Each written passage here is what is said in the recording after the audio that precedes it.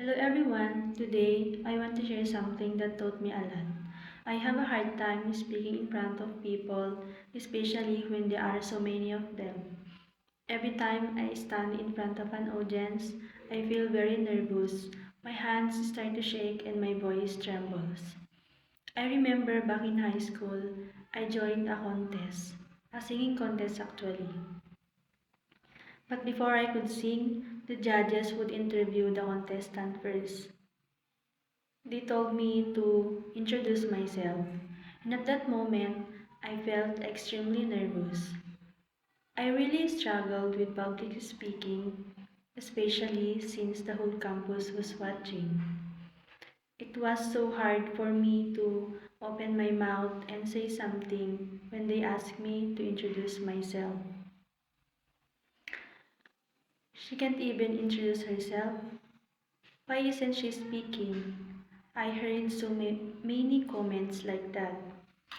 Fear took over me and I couldn't say a word. I guess I had a fear of public speaking. When I entered college, I knew I had to socialize with other people.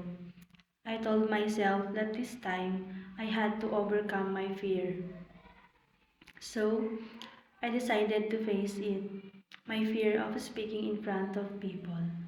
I engaged with others to learn how to communicate better. I forced myself to do class reports just to prove to myself that I could do it.